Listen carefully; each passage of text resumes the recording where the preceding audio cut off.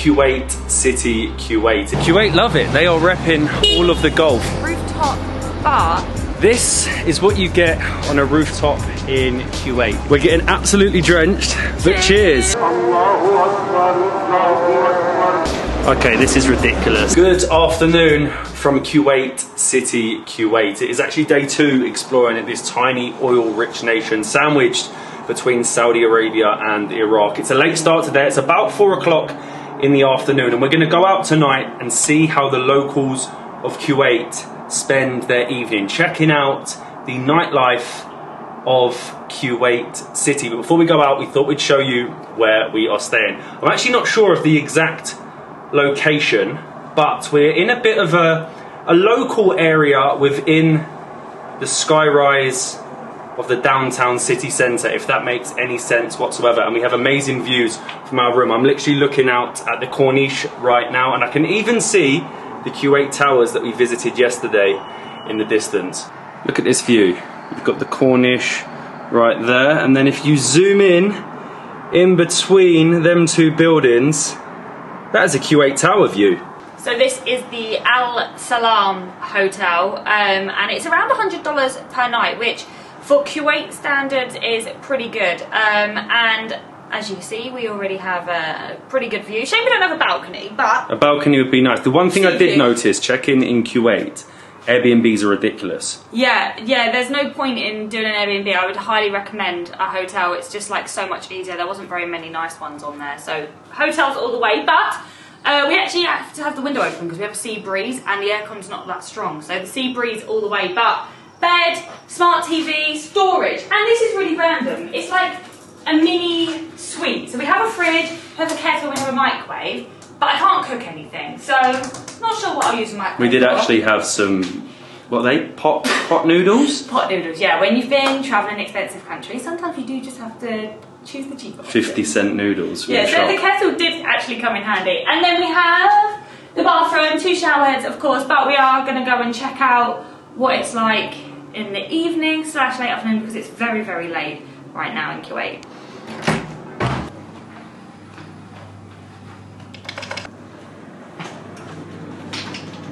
Before we go out, we actually wanted to show you the pool that we haven't used at all. We have a swimming pool that's playing movies. I think you can even get like your coffees and things like that. I mean, this is such a nice little area to sit. You wouldn't think you're in the concrete jungle right here. Literally.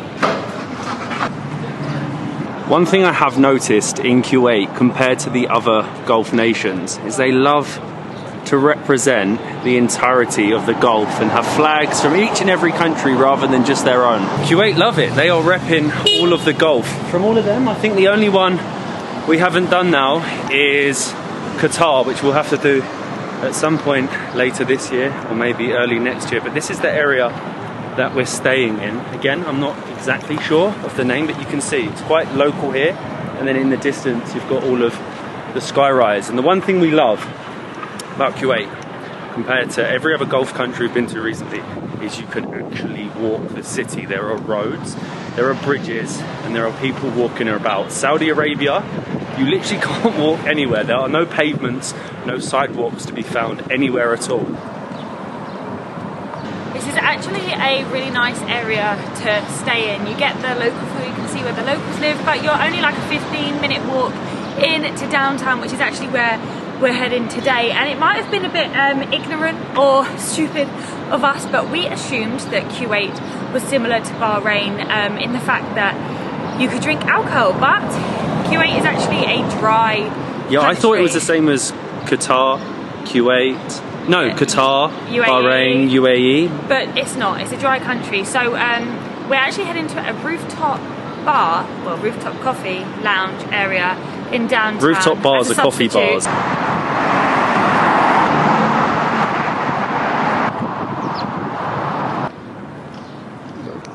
We're definitely going the right way, this way, to the roof.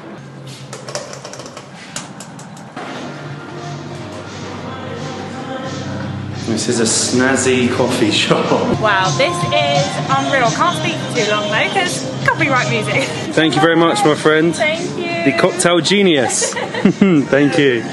This is what you get on a rooftop in Kuwait. A virgin strawberry mojito or a coffee, but I'm not having a coffee at 5 o'clock at night. I would not sleep. And what are the chances? You come to Kuwait, the Middle East, middle of the desert, Gulf country, and it is raining. They're now packing everything away, but just look at these views. We've got the downtown area there, and this way, just over there, you have the Kuwait Towers. We're getting absolutely drenched, but cheers.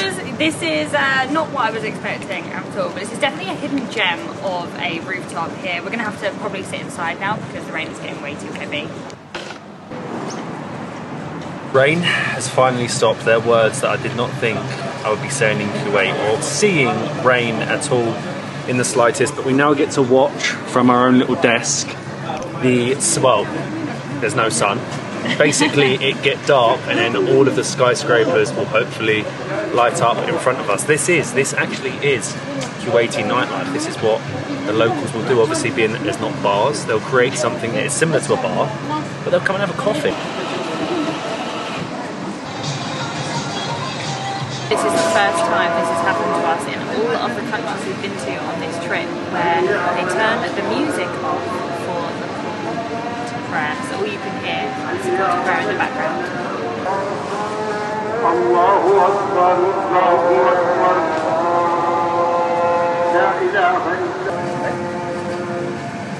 It's quite cool to just take it all in. Like Molly said, nowhere has stopped. Like the music in Saudi, they used to close the restaurants and shops for the call to prayer, but it didn't seem like they'd done that when we were out there, or anymore. Here, the music stopped. And it's unique to take it in from this sort of vantage point above the city.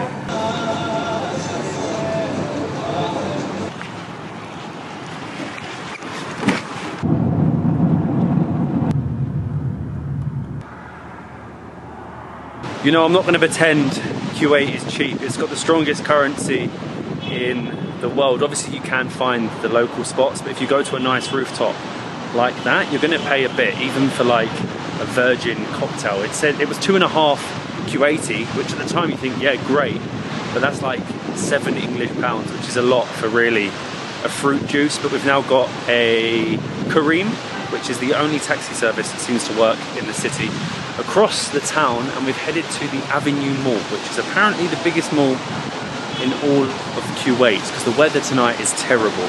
Okay, this is ridiculous. There are all these different areas that are each like a mall within themselves. I'm lost.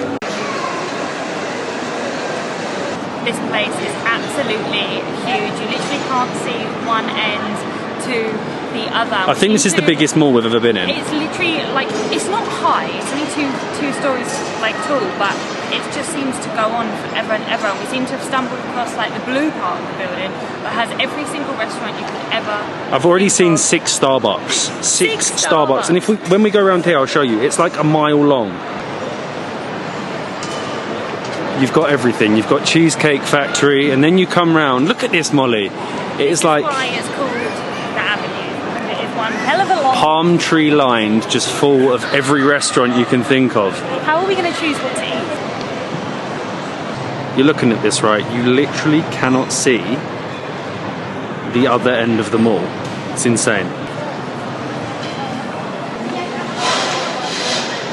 There are too many options, so we stuck with what we knew and we've caved and got Shake Shack. There's honestly, like, when there's this many options, my mind just cannot take it. Do you know what though? I feel like when you go to a mall, I don't really like going to an actual restaurant. Yeah, so they have these like fine dining restaurants, which is lovely, but I just... It's not for a mall. And it's not for us either. Shake Shack does me perfectly. You know what? You can't beat it. Actually, you can. I think Five Guys is better, and I'm actually not sure. Do we have Shake Shack in the UK? I think so. I don't think we do. No, do we not? I've never seen a Shake Shack. I'm not going to explain to you how bad it is. Was it a good choice? It's a good choice. You don't need fancy restaurants. 4 months of travelling North Africa and the Middle East. Sometimes a burger, sometimes a pizza. It just hits the right spot. But you walk along this random avenue, mile long, 2 mile, literally like a workout going along it. And then you come to the gardens, I think we're going up into the gardens. I don't know what this is. The avenue's random. It feels like you're outside, but you're inside a shopping mall. And now we're at another food court. Yeah, the gardens look to me like loads of restaurants inside a garden. This is just ridiculous. They've got a globe full of glass panels that's an escalator. Yeah, your escalator goes up. I think it might be the cinema, in which case it's really cool because it's like, there you go. Either way, I feel like we should go up the escalator. What, just to say you've been up an escalator? This is ridiculous. I hate malls. I find them so pointless. But this one, it's got a little bit about it. This is just so over the top. I feel like a kid. I'm literally inside a garden.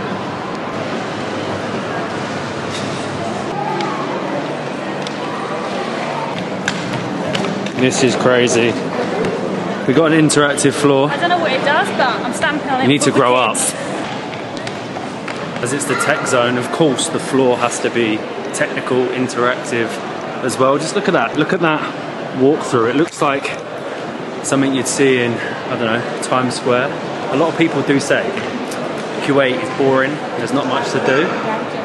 But their flipping malls have a lot to do. I haven't seen a mall like this anywhere.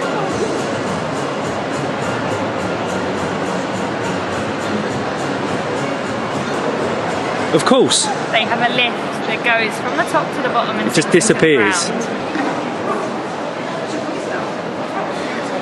Now we're in the souk. They even have a very big souk, traditionally done. They've done it really well. It looks exactly the same as their real souk. And it smells like one too. You would genuinely think that you're in a real century-old souk, from tailors to traditional sweet shops to no hagglers. That's one thing it doesn't have. Being in a mall, it hasn't got any annoying hagglers trying to pull you into every shop. But look, it's so unique. I mean, I don't know if they are, but they look as if they're all like independent shops that have just come here and paid to open up their store as they would in any local market.